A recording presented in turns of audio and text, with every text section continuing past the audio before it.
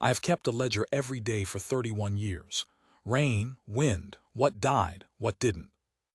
I never wrote a lie in it until the 9th of September, 1886, when a lieutenant of the United States Army stood in my yard with a list of names in his coat and asked me if I had seen anybody come down out of the Chiricahuas.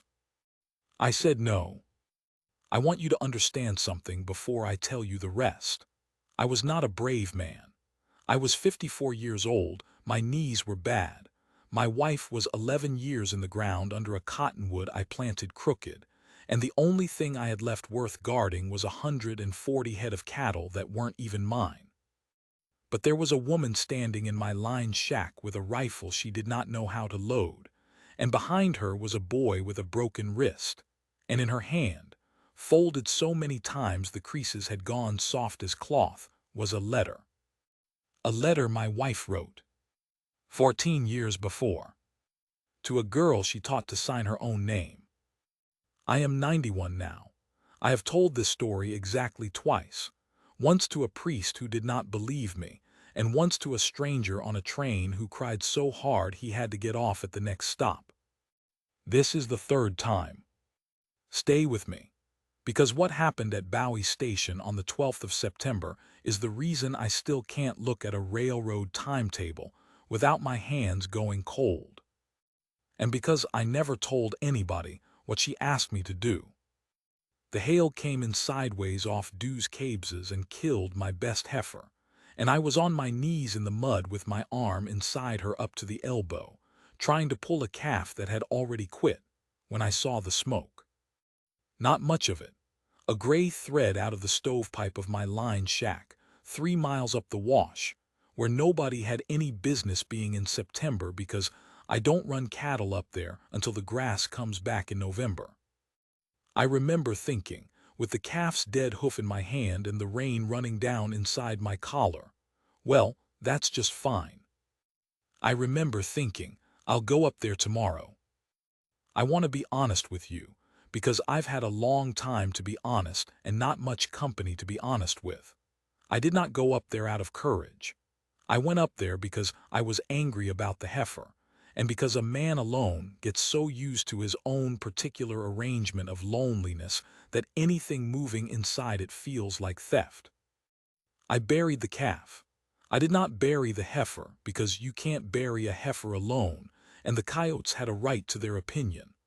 I washed my arms in the stock tank until the water went pink and then went in the house and stood dripping in my own kitchen for a while, looking at nothing. Then I counted the plates. That's a thing I do. Cora used to laugh at me for it. When I'm frightened, or when something in the day has gone sideways in a way I can't name yet, I count whatever's nearest. Plates, fence posts, the nails in a board. I counted 11 plates, which was 10 more than one man needs, and I have never once been able to explain to myself why I kept them. Then I got the rifle down, and I saddled the roan, and I rode up the wash in the dark like a fool. The shack was a 2-room thing my father built out of Ocotillo ribs and adobe and spite, in a year when he believed the government was going to give him more than it did. It had a door that hung wrong and a window with no glass, only a shutter, and a floor of packed earth with 3 planks laid over a root cellar that held nothing anymore but a broken churn, and some cans of peaches, so old the labels had gone to paste. The shutter was closed. Light came through the seam of it, thin as a knife. I got down about 40 yards out and led the roan, and my heart was going in a way I didn't much care for, and I was counting. Rocks that time.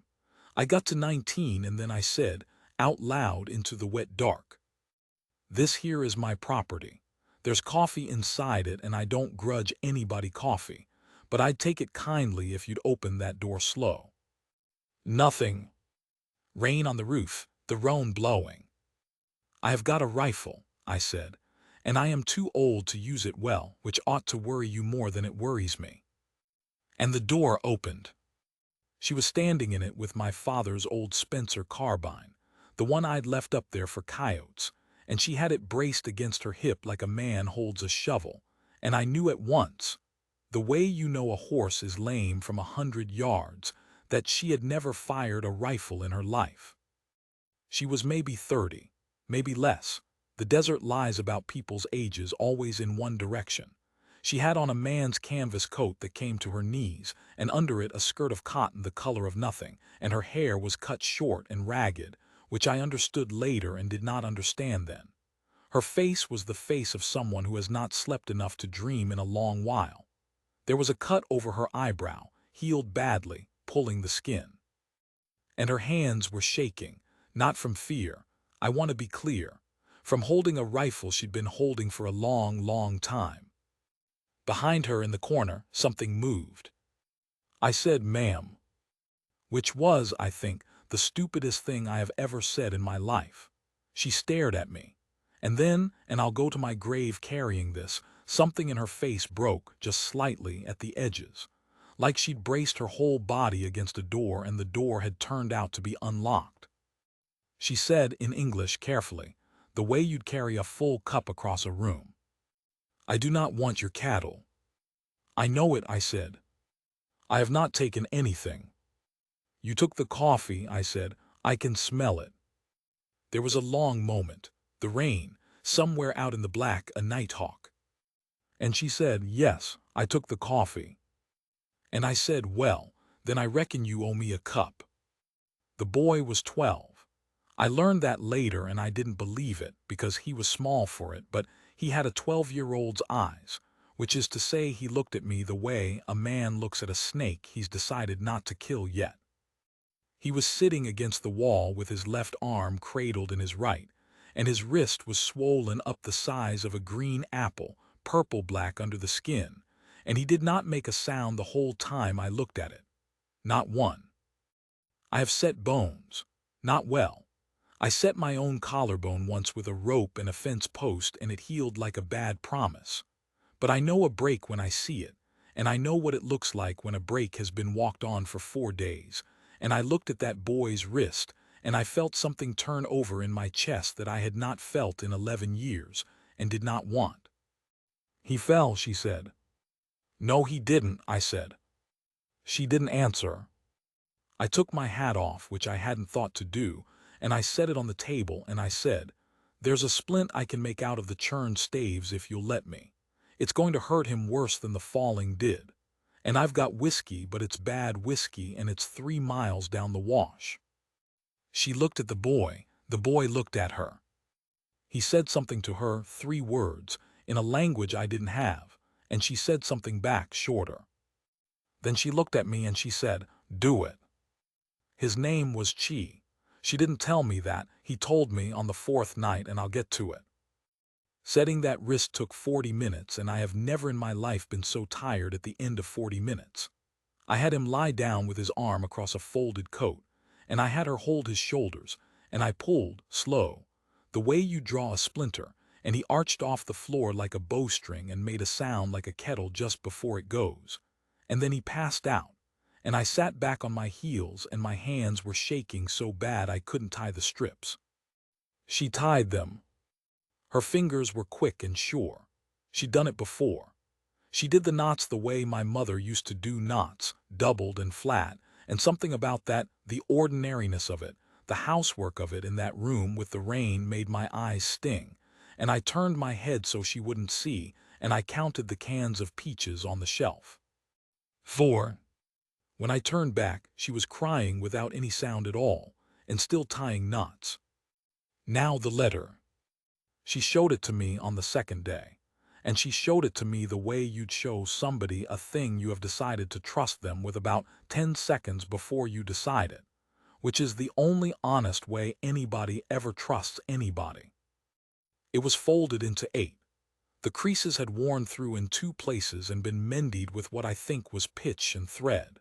It had been rained on and dried and rained on again, and the ink had gone from black to the brown of old blood, and on the outside, in a hand I would have known upside down, in the dark, in 100 years it said, "For Nayland, who signed her own name." I sat down on the floor, not on purpose. "You know it," she said, not a question, she'd been watching my face. "Yes." "You know the woman." "Yes." "She is dead," she said. And I said, "Yes." And she nodded once, like a person marking off the last item on a list they'd been carrying a long way, and she sat down across from me with the letter between us on the packed earth floor. And outside the rain finally stopped, and the silence of that came into the room like a fourth person. Cora taught at the agency school at San Carlos for 2 years, from 71 to 73 before we married, and she taught 11 Apache children to read, and she thought this was a good thing, and I let her think it, and I have not decided even now, after everything, what I think. Here is what she told me, on our porch, with her feet in my lap, in a year when the world seemed to be running downhill in the right direction. They gave them all new names, Joss, English names, Sarah and Charles and John, and I stood there and I said, "Yes, ma'am," and I wrote the names in the book. And then when the door was shut, I taught them to write their own. She was so proud of that. God help her, she was so proud, and I loved her for it. And I never once said to her, "And then what, Cora? And then what happens to a girl who can write her own name in a country that has decided her name isn't hers?" Nayland was 9 years old. She had a brother. The letter was not to Nayland.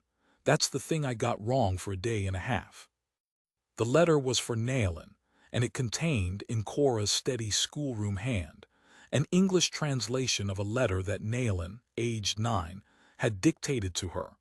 A letter to her mother, who was at that time being held at the guardhouse at Camp Grant. Cora had written it out twice, once to send, once to keep. She'd given the girl the second copy so the girl would have something with her own name on it. The one she sent came back, undeliverable, and rather than throw it away, Cora had folded it into the second copy and given the child both, and said, "Nayland told me this, sitting on my floor, in a voice like a stone going down a well. She said, 'Now you have it twice. Nothing can be lost that is written twice.'" The mother had died in the guardhouse in March of that year. Nobody had told the girl. I want to say here that I did not weep, because I was 54 and a rancher, and men of that description in that country in that year did not weep in front of strangers. I went outside and split kindling for an hour and a half. 14 years, think about that. She kept it through San Carlos and through Turkey Creek. She kept it when she married, and she kept it when her husband was killed. She never said by who, and I never asked, and there were 3 or 4 armies in that country by then, and any of them would do. She kept it through the last 2 years in the Sierra Matter with Geronimo's people, sleeping in rocks, eating what there was, running. She kept it through the surrender at Skeleton Canyon. And she was keeping it now because it was the only piece of paper in the world with her name on it that had been put there in kindness, and because she had figured out, she was smarter than me by a good long way. I knew that inside 2 days, that a piece of paper with a name on it was the only thing in this country that had ever stopped a soldier from doing what he intended. She had walked 80 miles to find the woman who wrote it. Here is what I knew by the 3rd day, pieced out of what she said and what she didn't. The Chiricahua who surrendered in September of '86 were not going to a reservation. They were going to Florida, on trains. All of them, the ones who fought and the ones who never fought and the ones who had served the army as scouts, who had hunted Geronimo for the army in the army's uniform for the army's pay. All of them. Men, women, children. Loaded at Hallbrook and at Bowie Station and shipped east across a continent to a wet fort in a place none of them had a word for. And the children older than 8 were being taken off the trains at Carlisle, in Pennsylvania, and their hair was cut, and their names were changed, and some of them came back and a great many did not. Nayland's boy was 12. He was on a list.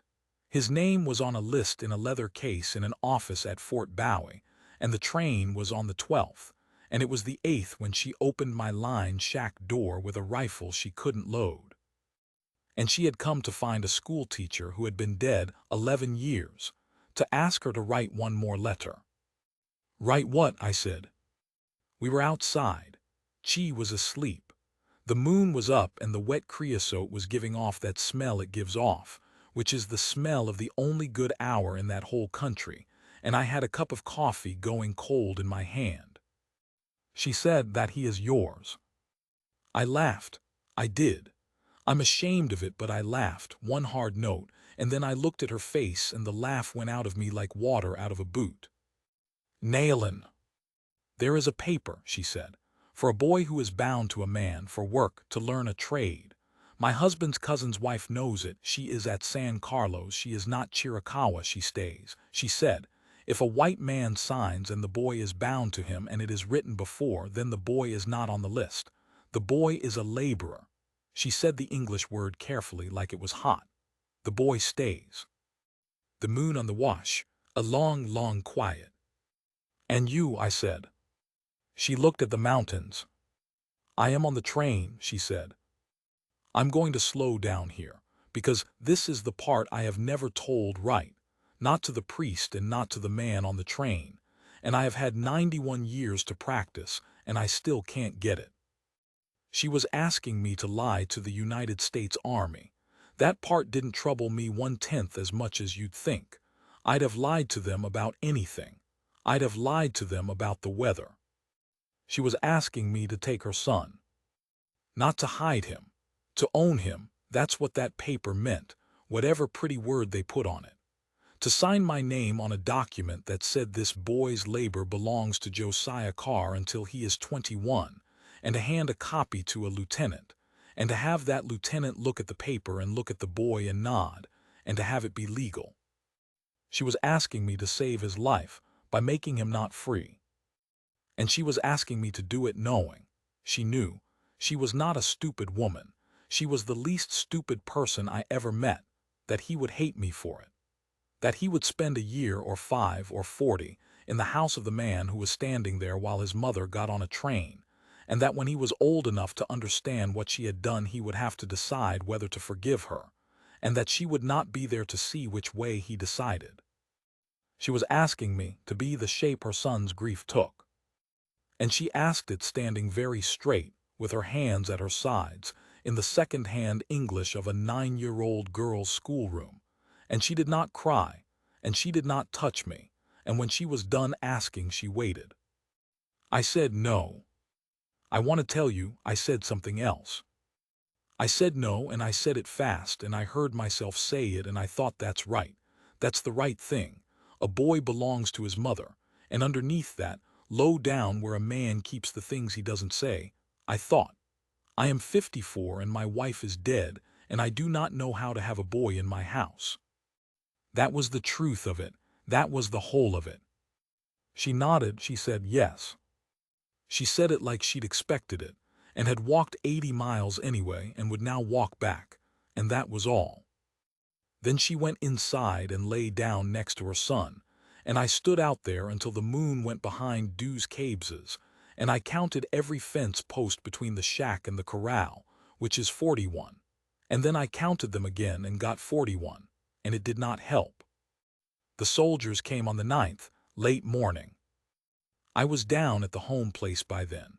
I'd ridden down at first light to get flour and a shirt for the boy, and to get away from the two of them for 1 hour so I could breathe. And I was in the yard when I saw the dust. 2 of them, a lieutenant with a face like a good-natured spaniel, maybe 24 years old, and a corporal who was chewing and did not stop chewing the entire time. The lieutenant's name was Merrick. He took his hat off. I'll give him that. Mr. Carr. That's right. Sir, we've got a number of Chiricahua unaccounted for, small parties, coming down out of the mountains, mostly women, mostly hungry. He said it apologetically. He was apologizing to me. There's been some stock taken up around Wilcox, nothing worse, but we're checking the outlying places. You seen anybody, sir? The corporal spat. Now here's a thing. I had been a bad liar my whole life. Cora used to say I lied like a dog that's been in the pantry, sat there with the flour on my nose, looking at the ceiling. And I stood in my own yard in my own boots, and I felt every hair on my arm stand up, and my mouth went dry as ash, and I could not stop myself. I began, silently, to count the chickens. 6, 7, with the one under the wagon. No, I said. And it came out flat and bored and easy, the way a man says a thing that costs him nothing. I have thought about that for 70 years, where that came from, how a man can be a coward his whole life and then hear his own voice do that. Merrick nodded and put his hat on. Well, if you do, sir, you send word to Bowie. Don't go near him yourself. Some of these people are, and he stopped, and he looked away at the mountains, and something crossed his young face, and he said more quietly, some of these people have had a hard time of it. And then he said, sir, that's a fine-looking heifer you got dead in the wash. Hale, I said. Yes, sir, he said, it's been a bad year. They rode north, toward the line shack, but by the low road which does not go there. I stood in that yard for a long time. Then I went in the house and took down the tin box that had Cora's things in it, which I had opened exactly twice in 11 years, and I dug down under the hair combs and the daguerreotype in her mother's ring, and at the bottom, folded flat, was the roll of blank paper she'd bought in Tucson in 1873 for her school, and never used, because by then they'd sent the children away. There were 9 sheets. I sat down at the table and I put the paper in front of me, and I found the pen and I opened the ink, which had dried to a black crust and had to be cut with rainwater, and I sat there while the light went long and yellow across the boards. I did not write anything. I sat there until it was dark. I rode up the wash before dawn on the 10th with the flour and the shirt and the paper in my saddlebag and my heart going like a rabbit's, and I had it worked out. I had the words worked out. I was going to say, all right, and I'll teach him what I know, and it isn't much, and I'll write to you every month. I'll write to you every month, and I'll tell you what he's grown and what he said, and I'll teach him to read it so he can read what you write back, and it will not be forever. It will not be forever, Nayland. They will let you come back. I had all of it. I had it in my mouth. The shutter was open. The door was open. The fire was cold. The coffee tin was on the table with the last of the coffee in it, which she had not taken. The churned staves were in the corner. The blanket was folded. And on the table, weighted with a stone, was the letter. 14 years she'd carried it. She'd left it on my table. She'd left it for me. Now I've told you I count things. I stood in that empty room and I counted. And I want you to understand what I counted, because it is the closest I can come to telling you what it is to be a man standing in a room where somebody has just decided, without asking you, that you are worth trusting with the only thing they own. I counted the folds in the paper, 8. I counted the times it had been mended, 2. I counted the letters in her name where the ink had gone soft, where a girl of 9 had pressed too hard, NLIN 5. And then I put my hands on that table, and I put my head down on my hands, and I made a sound I had not made since the day I put my wife in the ground, and there was nobody in that country for 11 miles to hear it.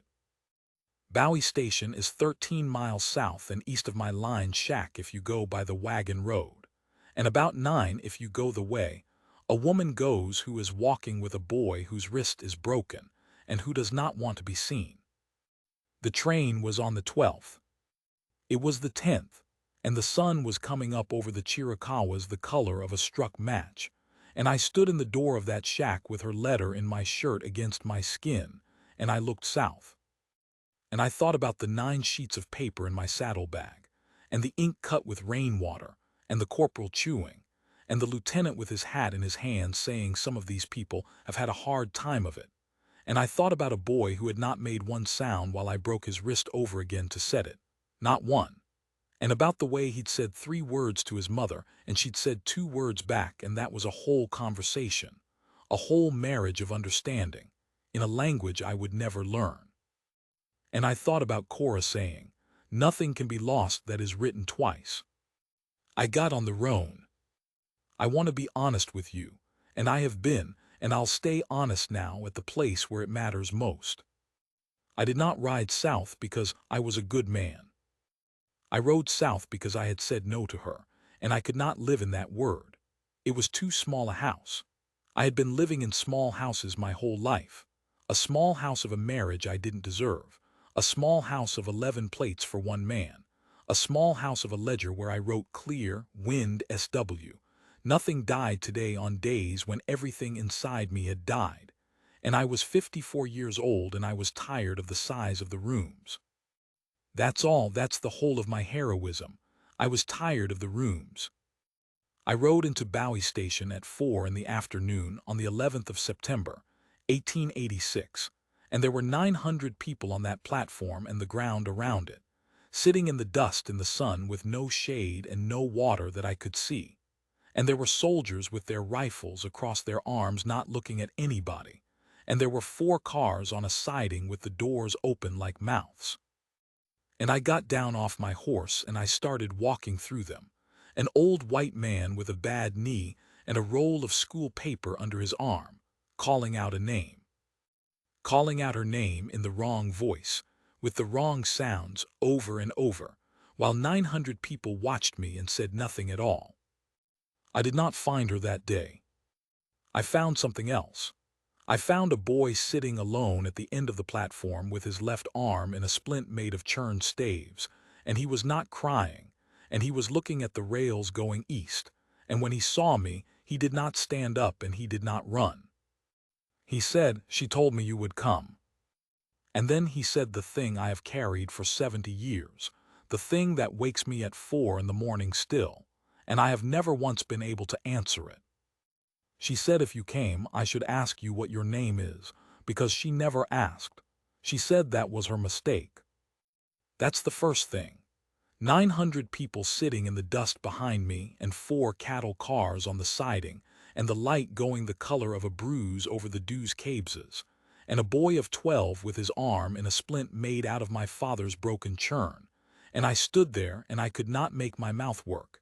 And then I said, "Josiah." He looked at me. "Joss," I said, "nobody's called me Josiah since my mother." And he nodded once, very slowly, the way a man nods when he's putting a thing away in a place he intends to find again. And he said, "Joss." He said it wrong. He said it with too much of the S, so it came out long, like a snake in the grass or a fire catching. He said it that way for the rest of his life, and I never once corrected him. I have kept a ledger every day for 31 years. I said that at the start, and it was a lie because I've kept it for 73. And on the 11th of September, 1886, I did not write in it. That's the only blank day in 73 years. There was nothing I could have written. I've thought about it since. I've thought, what would you have put there, Joss? And the honest answer is that a man's ledger is for the things he understands. Rain, wind, what died. I did not understand one single thing that happened at Bowie Station, and I understand it less now.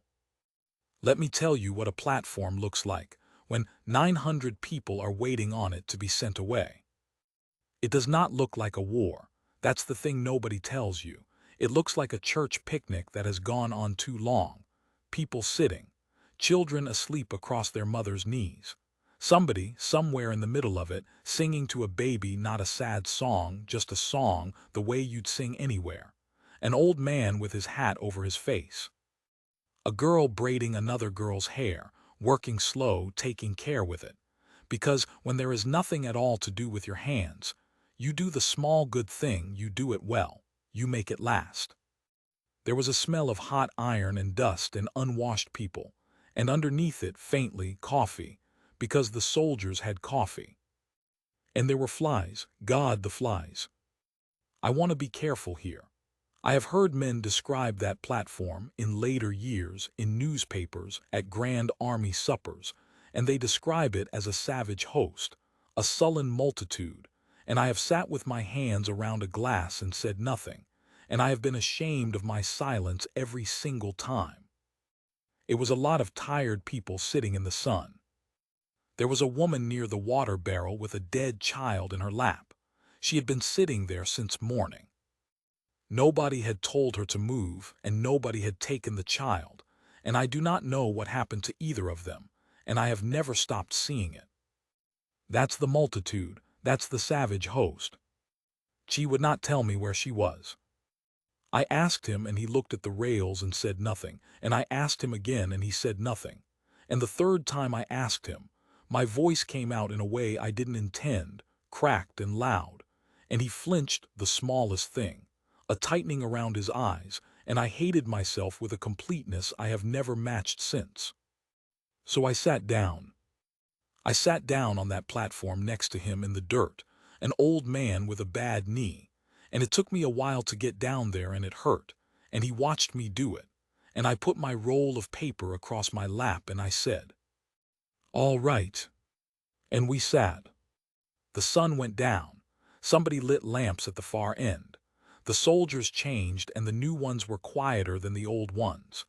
Chi moved his splinted arm about an inch and winced and moved it back. I said, "Does it hurt?" He said, "Yes." That was all we said for 2 hours. And I want to tell you that in those 2 hours I understood him, or he understood me, or that something passed between us. Nothing passed between us. We were two strangers who had each lost the same woman in a different direction. I counted the ties on the rails until they went into the dark. I got to 144 before I couldn't see any more, and he sat with his knees up and his one good hand flat on the boards, pressing down, like the platform might get away from him. Then, at about 10 o'clock, he stood up. He said, "Come." She was at the stock pens. They'd put the ones with no relatives on the platform into the pens, which had been built for cattle and had troughs in them, and gates that a man had to be careful of. And there were maybe 80 women and old people in there, and 2 lamps hung on the corner posts and one soldier walking the fence line, because he had been told to walk and had not been told to stop. Chi stopped 40 feet out and would not come further. He turned his face away, deliberately, like a man declining a plate of food. I went up to the fence. I don't know how long I stood there. Long enough that the soldier looked at me twice and decided I was somebody's idiot uncle and let me be. The pen was full of shapes in the dark, and I could hear breathing, and somebody coughing badly, and the flat clink of a chain somewhere that I never accounted for and do not want to. And then out of that dark she came up to the slats and put her hand on one, and it was her. Her hair was shorter. I saw that first, stupidly. Someone had cut it further, or she had. She had the cut over her eyebrow. She had a face I had known for 4 days and that I have carried for 70 years, and she looked at me through a fence built to hold cows, and she did not say "you came," and she did not say "thank you," and she did not cry. She said, "What is your name?" I have thought about that so many times it has worn smooth, like the letter, like the creases in it. I have thought she was making sure. She was checking that I was the man the boy would describe to her, because she could not see well in the dark, and there is a kind of hope that is too dangerous to touch with your bare hand. And I have thought, no, she was doing exactly what she said she'd do and what she told her son to do. She was correcting her mistake. She had let a man into her life and had never once asked him what he was called, and she was not going to get on that train having failed to. "Josiah Carr," I said. She said it back, all of it, every syllable careful like a cup carried across a room. Then she said, "Cora." "Yes." "Cora Carr." "Yes, ma'am." And she put her forehead against the fence rail, and her hand was on the slat, and her knuckles went white and then whiter, and she stayed like that for maybe 5 seconds, and then she picked her head up and she was done with it. That was the meeting. That was the whole of it, 2 minutes at a cattle fence. I have been married. I have buried a wife I loved past speaking of. And I am telling you that nothing in my life ever turned on a hinge the way those 2 minutes turned, and I did not know it at the time, and neither did she.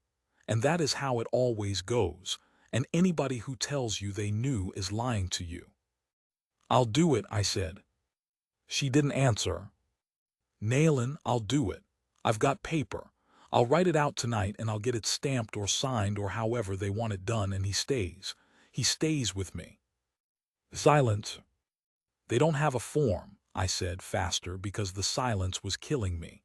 "There isn't any form," I asked a fellow in Wilcox. "There's no book you go to. It's just a paper. A man writes it and another man witnesses it, and it's a paper. And they're nailin', they're shipping 900 people to Florida. They aren't going to send a clerk out to check the—" "He will not go," she said. I turned around. He was standing further back than I'd left him in the dark past the lamplight, and he had heard every word, and he was 12 years old, and he was shaking his head. Not wildly, just once and again and again. Small, steady. The way you'd shake your head at a man offering you money to sell something that isn't for sale. I said, "Son." And she said from the fence very quietly, "Do not call him that." I have never in my life been struck so hard by a sentence. I stood there with my mouth open like a fool. And she said, gentler, and this is the thing, this is what I could not understand for years, that she was gentle with me. She had 11 hours left, and she spent some of them being gentle with me, she said. "Not yet, not while I am here." She called him over, he came. They talked for a long time in a language I did not have. I stood 10 feet off with my back to them, looking at nothing, at a lamp, at the moths going at the lamp, and I counted moths, and I have never felt so useless in my life, so entirely and completely a thing standing near an event, and I did not turn around. I heard him say a word twice, loudly the second time. I heard her say something short. And then I heard him start to cry. The sound a boy makes when he's been holding it since some particular hour 4 days ago, and he has just been told he has to keep holding it, alone, for the rest of his life. And I looked at the moths, and I counted them, and there were 7, and then there were 9, and then I could not see them any more. Here is what she said to him. He told me.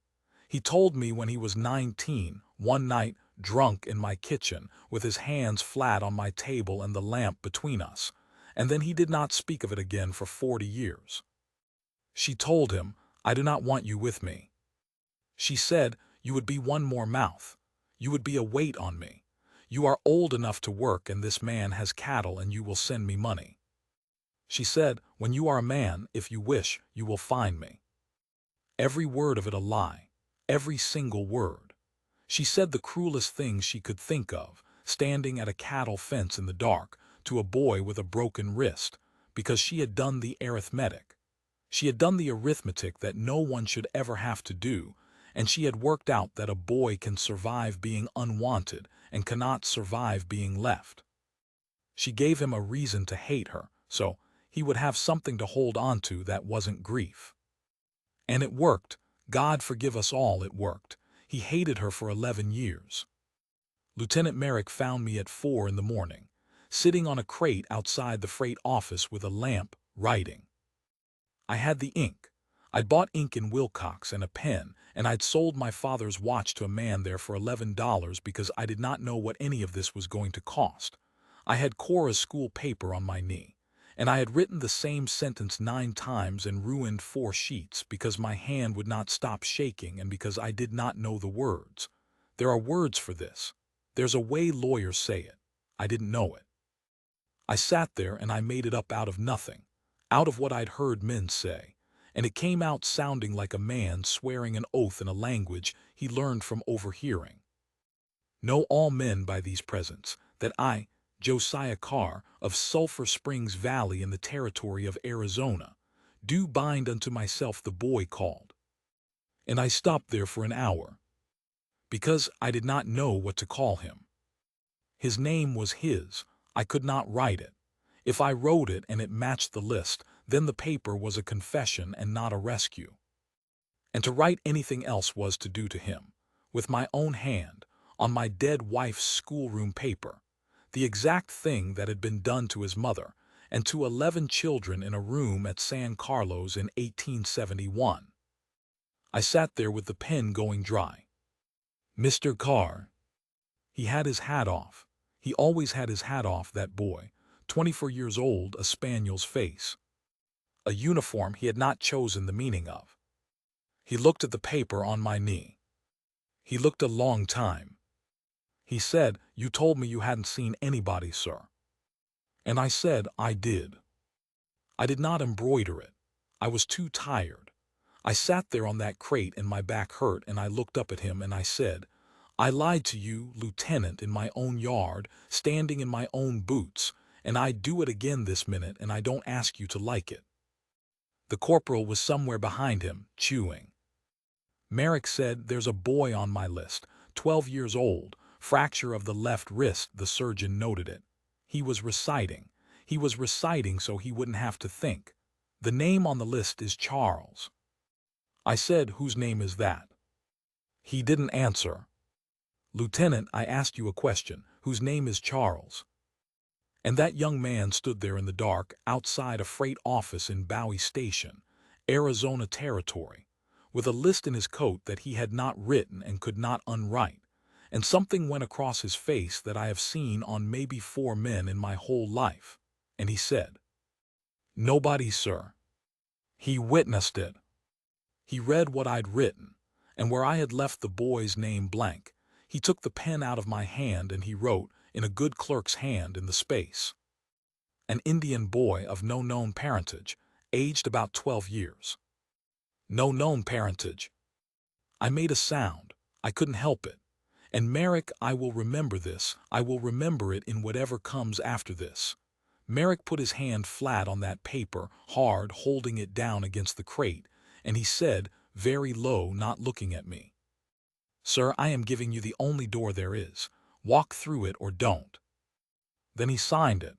"Witness this 12th day of September, 1886, and he dated it the 10th. He backdated it. That's a crime. He did it deliberately in front of me, and he blew on the ink to dry it, and he handed it to me, and he put his hat on, and he said, 'The train is at 9, and he walked away, and I never saw him again, and I have never been able to find out what became of him, though God knows I have tried. The train was at 9. They loaded them from the pens first, and then the platform. There was no violence. I want that on the record, too, because it would be easier if there had been. There were no clubs and there was no screaming.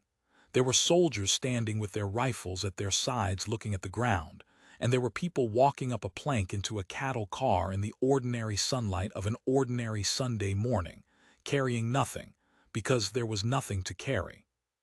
Some of them had shoes, most did not. I stood at the end of the platform with a piece of paper in my coat that said a boy had no parents, and the boy stood beside me and did not hold my hand and did not look at me, and we watched. She went up the plank 9th from the last. She did not turn around. That is the thing I want to say and cannot say right, and I have never said it right, not to the priest and not to the man on the train, so I'll say it plain and let it be ugly. She did not turn around, and I understood exactly why, and it did not help even a little, and I stood there wanting her to turn around with a hunger that shames me to this day, because it was not for the boy that I wanted it. The door came across. It was a door made for cattle. It ran on a rail and it made a sound like a rock going down a well. And she, beside me, took 1 step forward. His good hand came half up. Then he stopped himself. 12 years old, he stopped himself. The train pulled out at 9:40, and it took a long time to be gone, the way trains do, so that you can stand and watch a thing not quite leaving for 11 minutes. There was a woman's hand out through the slats of the 3rd car, just a hand, not waving, open. I don't know whose. When the sound of it was gone, we stood there in the quiet with the flies coming back and the water barrel empty, and the dust of 900 people on everything. And I did not know what to do or say, and I have never known. And I said the stupidest thing I have ever said, which is a thing I have said twice in this story. I said, "Well." And the boy said, "I want to walk. It's 13 miles.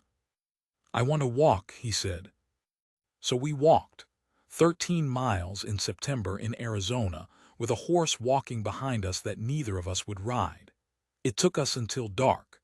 Neither of us said one word the whole way, and about halfway at the top of the long grade where you can see the whole valley open up gold and empty in front of you, he stopped and stood and looked at it, and I stood beside him and I looked at it too.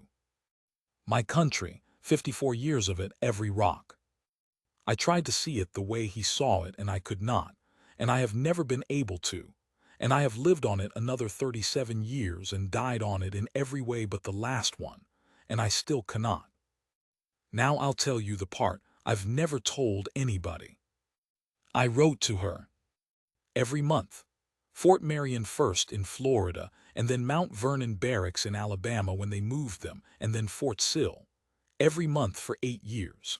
I wrote about the cattle and the rain and what died, because it turns out that's the only language I had. I wrote her my ledger, month by month, a man's whole small life in weather. And I wrote what he'd grown, what he'd said. The day he first laughed in my house, which was the 14th of March, 1887, at a thing that wasn't funny, he laughed and then he looked horrified at himself and left the room. And I wrote every letter twice. Once to send, once to keep. Because nothing can be lost that is written twice. Because a dead schoolteacher told a girl of 9 that in a room at San Carlos, and that girl walked 80 miles across a territory that wanted her dead to find the woman who said it, and she left the proof of it on my table. I have the copies, all 96 of them. They are in a tin box in the room where I am sitting now. She wrote back 4 times. 4 in 8 years. Somebody wrote for her, the hands are different, and one of them was a young man's hand and one was an army chaplain's, and the letters are short and they say almost nothing. They say, I am well. They say, there is much sickness here. They say, tell the boy nothing.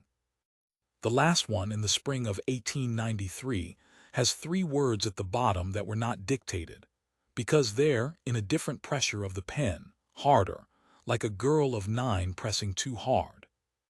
Did he grow? No question mark. She never learned the question mark. She learned her name. I did not answer it in time. That's not true. I answered it in 9 days, which is as fast as a man could, and it came back to me in November with a mark on it.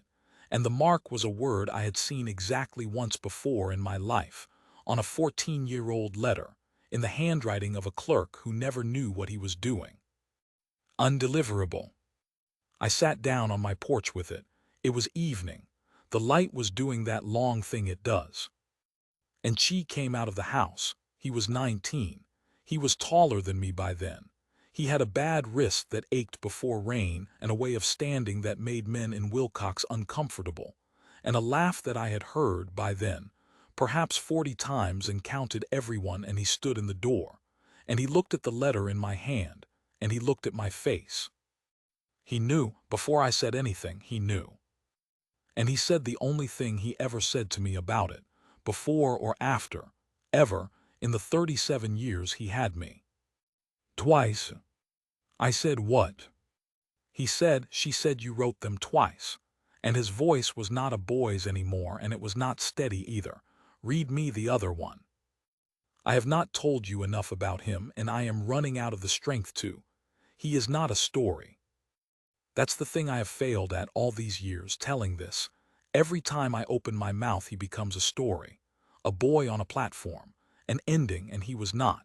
He was a man who hated turnips and cheated at cards and rode a horse better than I ever did, and married a woman from Bylas who called me the old goat to my face for 30 years. And he had 4 children, and he named none of them Josiah, and he named none of them Cora, and I understood that too. He named the first one for her. He never once in all his life told me how to say it right. I am 91. I have kept a ledger every day for 73 years, and there is one blank day in it. And every year on the 12th of September I write the same line. And it is the only line in 73 years of ledgers that is not about the weather. Clear, nothing died today. Which is a lie. Which has been a lie every year since 1886. But it's the lie I chose, and a man's ledger is his own. And I have found that if you write a thing down twice, once for the truth of it and once for the way you can bear to carry it, then neither one is ever entirely lost, and that is as close as I have come in 91 years to a religion. The letter is on the table in front of me, Cora's hand, for Nayland, who signed her own name. 8 folds, 2 men's, 5 letters where the ink went soft. I have read it perhaps 4,000 times, and I still cannot get to the end of the second paragraph, where a girl of 9 tells her mother that she is being good, and that she has learned to write, and that she will show her. The man who brings my mail out from Wilcox is 61 years old this year. His left wrist troubles him when the weather turns, and he stands on my porch and rubs it and says nothing about it, and he does not knock. He has never once knocked. He comes in and puts the mail on the table and looks at the ledger to see what I've written, and he pours himself coffee, and he sits down across from me with the light coming in long and yellow across the boards. Sometimes he brings his grandson. The boy is 9. He has a name I cannot say properly, and he corrects me, and I let him, and last week he sat where you are sitting and he asked me what the paper on the table was, the old one, the folded one. And I said, it's a letter. And he said, who wrote it? And I opened my mouth to answer him and found that I could not, and he waited, the way children do, with his chin on his hands, entirely patient for a very long time.